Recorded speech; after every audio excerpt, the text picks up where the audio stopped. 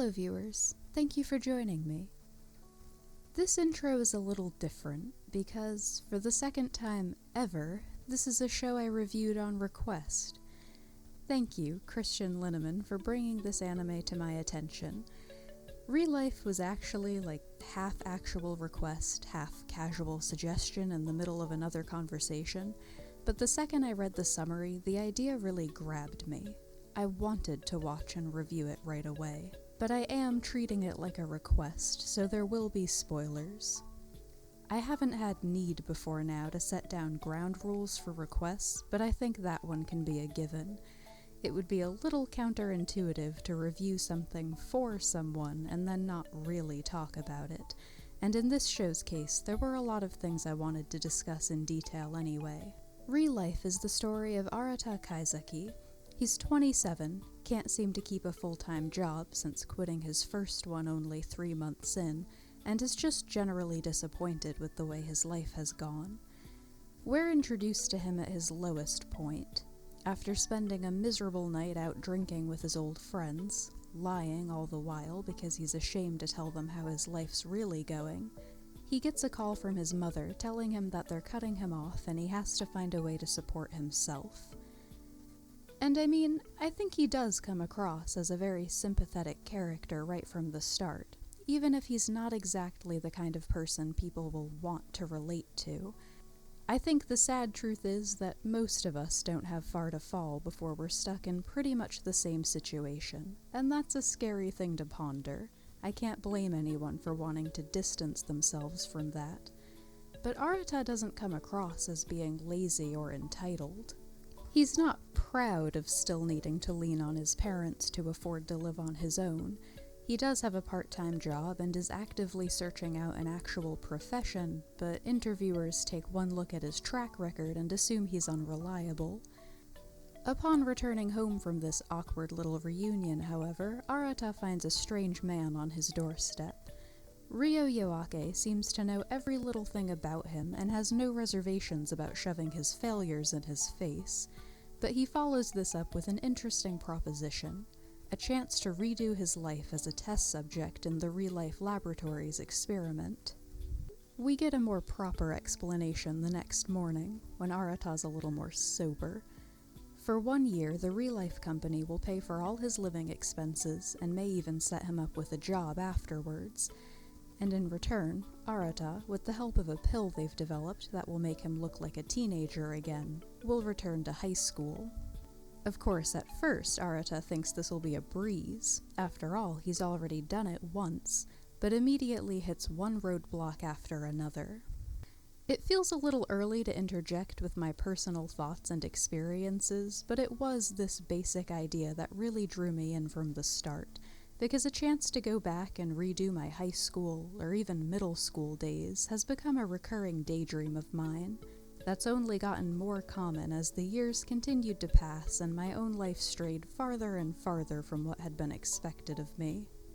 It's not like those years were a great time for me or anything, but I don't think anyone would pass up the chance to redo everything, already knowing all the right answers and where they wanted to go with their life. The real appeal for me is not wasting time or money on the things that ended up going nowhere. I'd love to know where I'd be right now if I'd gotten everything right the first time.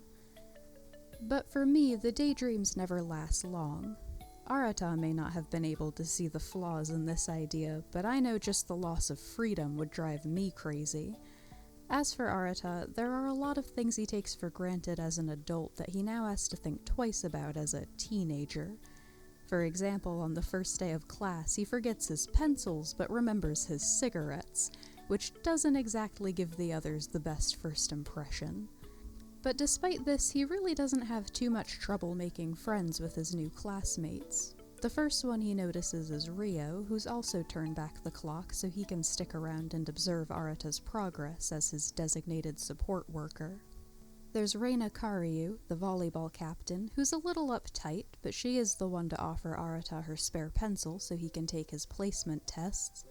Oga, one of the class reps, who offers to tutor Arata for his makeup exams when he fails them all the first time. He's very kind and positive, if a bit emotionally oblivious. He really grew on me over time.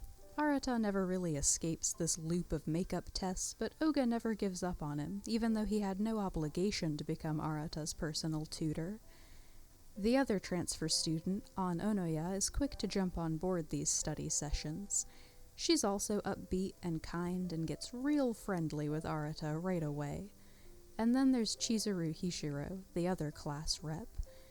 If Oga's emotionally oblivious, she's emotionally dumb. She just can't comprehend why people think and feel the way they do, and so has had no success in connecting with her classmates and has made no friends. We're introduced to a lot of characters right away, and in their own ways they're all relatable at least, if not immediately likable. I had this distinct feeling that I was setting myself up to be hurt, because of course Arata is going to get closer to them all, but those friendships can't last more than this year. Once he graduates, some other division of the ReLIFE laboratory will erase him from the memories of everyone he encountered during his time at the school.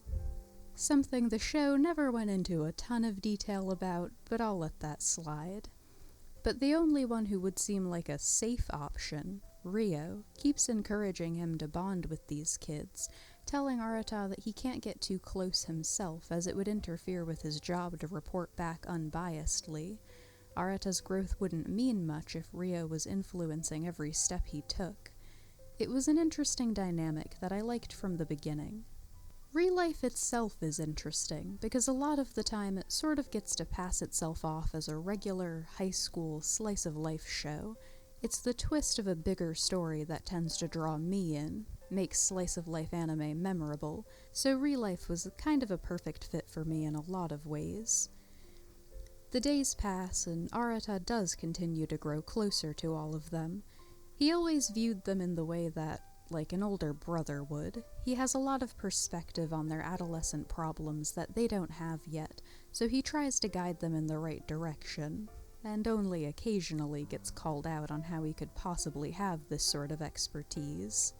I feel like we could literally stay in this character section forever. I could go on and on about each of them and a few others, but there are two I have to talk about for story reasons, and one who just surprised me so much with how much his story ended up moving me that I couldn't not dedicate some time to him in my review. So let's start there. Ryo is kinda shady from the first moment we see him. He's that character who knows too much. The only time that distant sort of smile leaves his face early on is when he's watching Arata so intensely that he gets this serious, calculating expression instead that only makes him look even more suspicious. It wasn't necessarily the feeling that he had bad intentions, but I could definitely tell there was more to his story. And over time, the stalking from a distance does get explained away as part of the job, but we also get some scenes of Ryo writing up his reports at the end of the day, and learn pretty early on that Arata is the second test subject he's been assigned to support, and that things didn't go so well with the first one. Basically, Subject 1 was making no notable progress, so Ryo tried to nudge them in the right direction, but was pulled aside by his superiors and told off for interfering. So he pulled back completely, and when the subject's time ran out and there was still no improvement, they blamed Ryo for not providing enough support. He really took it hard, and I was surprised at how much it endeared me to Ryo.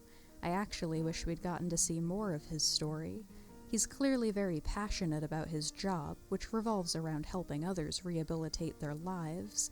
It makes me wonder whether he has some deeper motivation for that. In any case, knowing at least this part of his story definitely gave me a better appreciation for the role he plays in Arata's ReLIFE, and how hard it must be.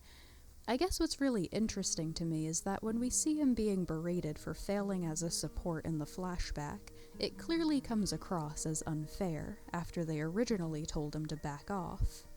But Ryo doesn't seem even a little bitter about it. In fact, he has learned a valuable lesson from what I felt was just an injustice at first, his superiors just needing to blame the failure on someone. I mentioned that Arata seems almost like an older brother to his new friends. He gets invested in all their problems and wants to make sure they get the most out of their high school days. Rio has to pull him aside at one point and ask him whether he thinks it's actually helping them to solve all their problems for them, to consider whether they won't actually be worse off if they go into the world not knowing how to handle obstacles or setbacks. And Arata's not the only one he's watching over. It was also around this time that An reveals she's working for ReLIFE as well. I feel like I probably should have seen this one coming. She was definitely very clingy from the beginning, and you can see Rio watching her too. Basically, she was testing him, making sure he wouldn't do anything immoral as an adult man surrounded by high school girls, but she never really doubted him. An is still in training to be a full-fledged support. This is her practice year, so she doesn't seem as out of place as Arata did at first, but she's actually the one who scouted him out as a good ReLIFE candidate, as someone who's worth the opportunity they offer. That's one thing that was definitely reinforced over and over throughout the anime, that Arata Kaizaki is just a good guy.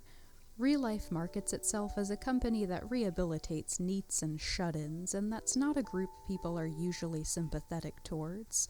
Like, the question is usually, what did you do to mess up your life, and not what happened to you. But as we get to know Arata better, it is clear that something happened. We get some vague shots of something dark from his past, but not enough to really piece it together for a while. We know from the start that he was on the right track right after he got out of college, but that he only lasted 3 months at his first job for some mysterious reason. It's a little vague what he actually did, just that it was some sort of sales company, but he quickly learned that it was the type of company that didn't care for its employees at all, so their worth was measured based on their sales records. It's not an environment where you see a lot of women, never mind successful ones, but Arata was assigned to be trained and supervised by one. She was actually the most successful salesperson in the company, which didn't make her a ton of friends. While he was training under her, some of their co-workers started sabotaging her work. Arata got angry on her behalf and wanted to confront them, but she told him to grow up, that it was something she would just deal with, probably because she knew their boss wouldn't care enough to do anything about it. That's something Arata is told a lot, actually, that growing up and being a full-fledged adult means suppressing his emotions and sense of right and wrong. And honestly, it's one of the few things in this show that I'd really rather not linger on, because it's one of those depressing truths of life, and the show doesn't really address it directly. Arata's ReLIFE is considered a success when he regains the qualities he lost when he went out into the world the first time. Optimism, confidence, the ability to connect with others, and things like that. But there isn't a real-world ReLIFE company to rescue people who get burned out like he was, so I do think the overall message is a little lacking. But anyway, I'm getting ahead of myself. Arata realizes too late that his supervisor wasn't coping as well as she claimed after all, and she ends up committing suicide by hanging herself in one of the filing rooms at their company. No one shows any remorse about their role in her death, and they immediately start wondering who'll take her place now that she's gone. The boss even tries to rally them by claiming that she must have chosen to kill herself in the building because of how much she loved the company. Arata can't deal with the injustice of it all and quits, and has since been struggling to explain it away in every interview following it. But this experience affected him on more than a professional level, and I loved that ReLIFE went into that. A few times before we get the full story, we see Arata bring his hands up to his throat when he's thinking back on that time. He tries to tell Chizuru about it, or at least relate back that he's had a similar experience to something she was talking about, but has an anxiety attack before he can. And Rio reveals that for the first year after he quit, he couldn't even tighten a necktie without setting that off. It was just such a great way to address that in fiction to me. The connection between that general feeling of not being able to breathe when you're having an anxiety attack, paired with Arata's more specific trauma of finding someone he cared about had hung herself. Because it's not something they go into a ton of detail about, but it was enough. Before we get to the big one, It would feel wrong not to talk about Reina at all, because I really related to her a lot throughout. She's that character who tries so hard at everything she does, yet always seems to come up second best. She's proud to the point where she can't even bring herself to be vulnerable to her friends most of the time, and that got a little frustrating to watch, but I couldn't bring myself to truly dislike her. I just got her too well. I saw a lot of myself in Reina. She has a really awkwardly sweet romance with Oga near the end, and she's the bridge to 3 more of their classmates, a trio of childhood friends with a really sweet dynamic who Arata gets to know in the latter half of the series. They really came into the picture at just the right time. It was just after An reveals who she really is, right when it was starting to feel like one too many people in his inner circle were a part of the ReLIFE experiment. It just would have lost some of that genuine feeling if he wasn't interacting with any actual high schoolers. 2 may not sound like a lot, but I'll admit it, I accidentally spoiled the Chizuru thing for myself pretty early on. Chizuru's storyline in general was really sweet. Arata keeps running into her early on, and every interaction is awkward and a little tense. He starts to realize, though, that she has no emotional intelligence to speak of, and doesn't mean to come across as cold as she does. Arata offers to be her first friend after she explains her troubles to him, and they get closer over time, as he kind of interprets her reactions for their classmates and convinces them to give her a chance. And you might have already guessed, we do eventually learn that Chizuru was Ryo's first test subject, the one who made no progress day after day because she never connected with any of her classmates. She was like the opposite of Arata, great at her profession but so bad at the human element that she couldn't get or keep a job. I really wish I could have had a true big reveal reaction to that, because it was a really great scene. We get all these little flashback shots to all the times she's grown over the course of the series, ending in the sudden flashback of the day Ryo approached her to be a ReLIFE test subject. But I like to do some research ahead of time, and as it turns out, ReLIFE is just like Kokoro Connect in that the official series is listed as only being 13 episodes, but the 4 OVA episodes complete the story. And the summary for them on my anime list opens up with the spoiler that Chizuru is also a test subject. So, my loss, I guess. I mean, I definitely expected there to be another test subject hiding amongst his classmates. That's just too good a twist to pass up. But I really didn't think it was going to be Chizuru. She just felt too obvious a choice. But I wasn't disappointed. The last few episodes switch pretty evenly between Arata and Chizuru's viewpoints, and both of their stories end well. I'm having one of those moments where my brain is like, hey, maybe you shouldn't spoil everything near the end, even though I've basically walked you through the whole story up to this point. So you know what? For anyone who's watching a spoiler-filled review without having seen the anime first, I'll leave you something to discover for yourself. All I'll say is that Arata gets the perfect job after he graduates. The idea hit me when I was about halfway through the series, and I'm so glad it's what actually happened. And that the end reminded me a lot of Your Name. I think everyone's got series that feel like they were written specifically for them, and ReLIFE was one of those shows for me, which is probably why I feel like I talked about myself a lot while I went through it for this review. ReLIFE is that odd show that takes place mostly in high school, but is really geared towards adults. It just felt so real, depressingly so in some instances, but it was at least equally uplifting. Arata spent so much of his time looking out for others that it was really satisfying to see him grow from those experiences. The memory erasure thing really got me near the end, because Arata's getting ready to miss them, but he still puts them first, always.